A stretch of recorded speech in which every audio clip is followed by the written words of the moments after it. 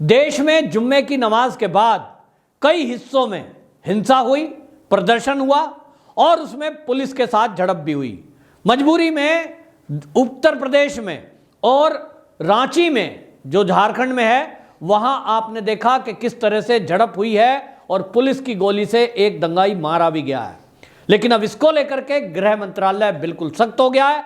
गृह मंत्रालय ने जो एडवाइजरी जारी की है उसमें सभी राज्यों को अलर्ट मोड पर रहने के लिए कहा गया है और यह तक कहा गया है कि अगले कुछ दिनों तक आप दंगे वाले गियर में रहें, क्योंकि पुलिस के ऊपर अन्य राज्यों में भी इसी तरह जुम्मे की नमाज के बाद हमले हो सकते हैं। अब इस सब मामले की गंभीरता को देखते हुए अर्धसैनिक बलों को भी राज्यों को डिप्यूट करने के लिए कहा गया है कि आप अर्धसैनिक बलों को भी इस्तेमाल करें, लेकिन स्थिति को नियंत्रण में करें। इसी बीच उत्तर प्रदेश से बड़ी खबर आई और उत्तर प्रदेश में जो कानपुर हिंसा का मास्टरमाइंड था, उस मास्टरमाइंड समेत उसकी मदद करने वालों पर बुलडोजर की कार्रवाई हुई है। यानी योगी जी ने एक बार फिर से दिखा दिया है कि दंगाइये या अपराधी, उनके खिलाफ उनका बुलडोजर एक्शन मोड में रहेगा, रुकेगा नहीं। दंगाइयों को बख्शा नहीं जाएगा, अपराधियों को कतई बख्शा नहीं जाएगा।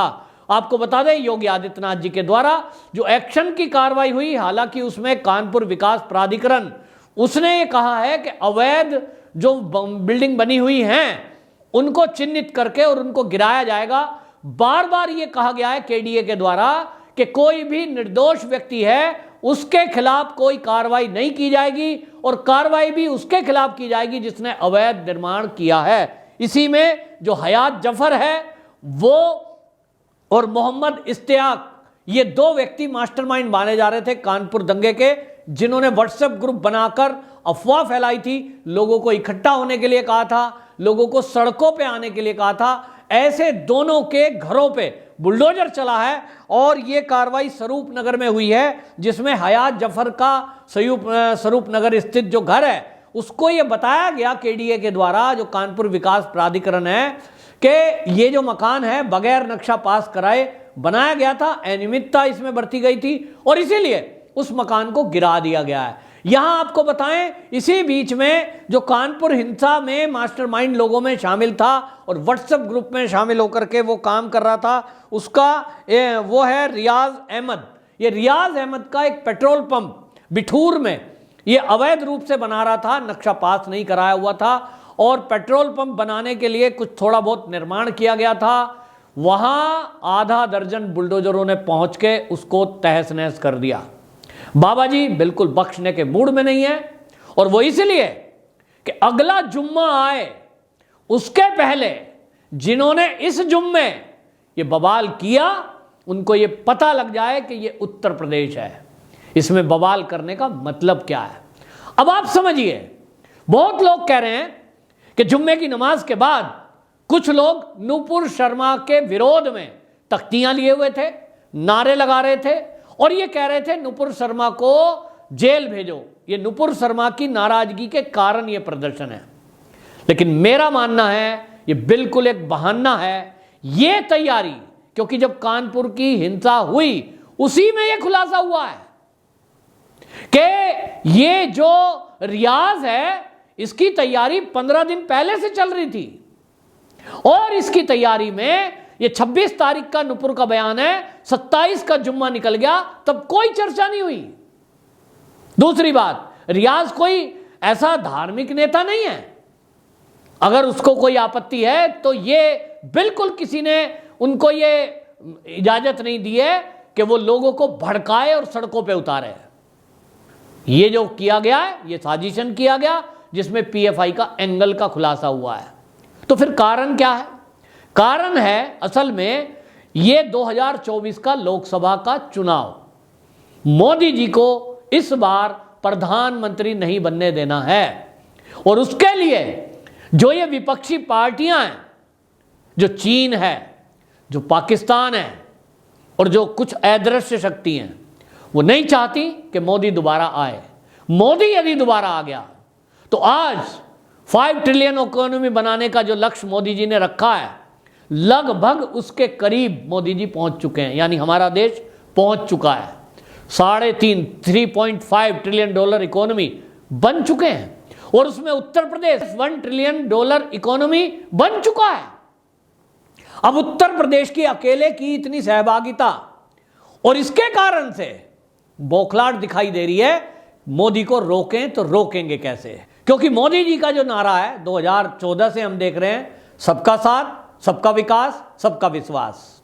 अब सबका साथ सबका विकास में हमने उत्तर प्रदेश में देखा, जहां योगी जी को यह कहकर कहा गया कि ये तो मुसलमानों का कट्टर विरोधी हैं, ये तो बुलडोजर चला देते हैं, धर्म देखकर बुलडोजर चल रहा है। हालांकि विकास दुबे पर भी बुलडोजर चला, कई हिंदू माफियाओं पर भी बुलडोजर चला, लेकिन नैरेटिव चलाने वालों ने योगी जी को बदनाम करने की कोशिश की थी। उसके जवाब में हमने देखा कि वहां जो ये योगी जी हैं, ये तो यार इकोनॉमी बूस्टअप हो रही है, सबको साथ लेके चल रहे हैं। और वहां उत्तर प्रदेश का जो चुनाव हुआ, ये आंकड़े हैं कि लगभग 7% मुसलमानों ने बीजेपी को वोट किया। अब ये बेचैनी है, समाजवादी पार्टी हो, ओवैसी हो, ममता हो, और हो, ये हो, वो हो, ये जो पार्टियां हैं ना, इन सबके पेट में दर्द हुआ कि बीजेपी और मुस्लिम, हम तो भड़काने में लगे हैं 70 साल से कि आरएसएस तुम्हारा विरोधी है, आरएसएस को वोट ना दो, और 7% वोट कर दिया इन्होंने, योगी को कर दिया जो भगवाधारी बाबा है। तो मोदी जी का जब 2024 का चुनाव आएगा लोकसभा का, तब तो ये प्रतिशत 20 भी पहुंच जाएगा। बिल्कुल पक्की बात बता रहा हूं, ये होना है। लिख लो आप कि मोदी जी को, मेरा आकलन है कि जो कुल मुस्लिम आबादी है वो समझेंगे।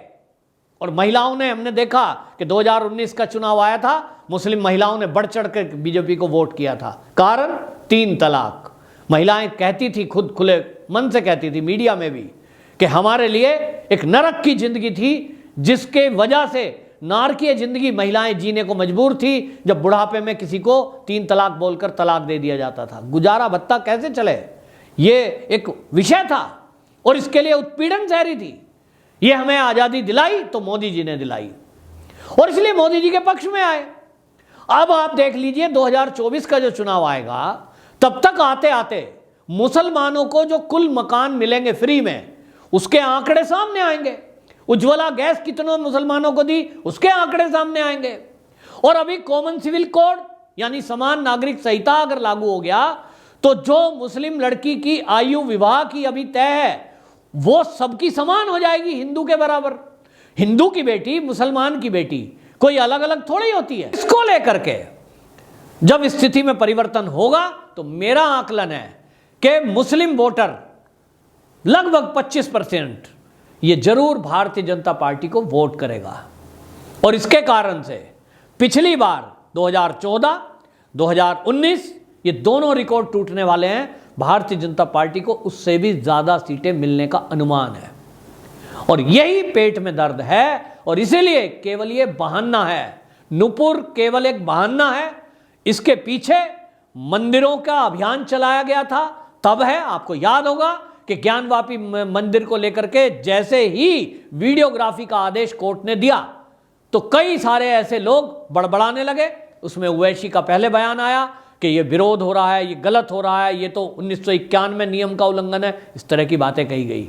ये भड़काऊ बातें कहकर लोगों को सड़कों पे उतारने के षड्यंत्र की शुरुआत थी। यानी मंदिर और मस्जिद ये मसला बना रहे, इनकी वोट बैंक बना रहे, ये साजिश थी। अब इन साजिशों को लेकर के ये सब चीजें खुल रही हैं। देश में लोगों को समझने की आवश्यकता है कि इन भड़काऊ नेताओं के चक्कर में आकर अपनी शांति भंग ना करें, लेकिन जो करेगा उसके खिलाफ योगी जी ने तो बिल्कुल स्पष्ट संदेश दे दिया है, शांति से रहिए। और इसलिए योगी जी का बुलडोजर एक बार फिर चला है, और बुलडोजर की कार्रवाई ये कानपुर दंगाइयों पर हुई है। अब इसके बाद प्रयागराज में भी ये सूची बनाई जा रही है कि दंगे में कौन कौन लोग शामिल थे, उनको चिन्हित किया जाए, और उनकी प्रॉपर्टी भी इसी तरह जमीनों जायदाद करा दी जाए। बुलडोजर तैयार किया जा रहा है। और इसके अलावा सहारनपुर में भी जो हिंसा हुई है, वहां भी लोगों को चिन्हित किया जा रहा है। और अब केंद्र सरकार की जो एडवाइजरी आई है, इस एडवाइजरी को हम सबको ध्यान रखना है। उन्होंने जो कहा है कि भड़काऊ भाषण, भड़काऊ पोस्ट और लाइव पर बाकायदा एजेंसियां नजर रखें। तो अब आप समझ लीजिए, गृह मंत्रालय की एजेंसियां भी नजर रखे हुए हैं, राज्य सरकार को भी इस पर अलर्ट जारी किया गया है।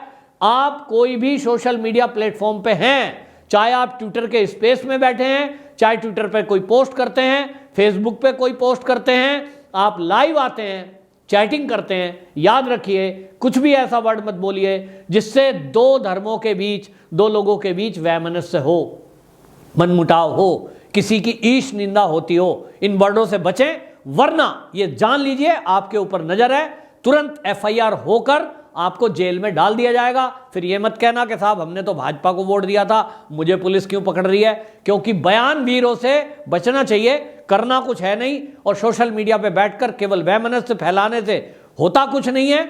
और इसीलिए ये केंद्र ने सख्ती कहा है। दूसरा ये कहा गया है कि संवेदनशील एरिया जो है उसकी पहचान करें और अर्धसैनिक बलों की तैनाती की जाए, और ये रूटीन में करने के लिए गृह मंत्रालय ने गाइडलाइन जारी की है।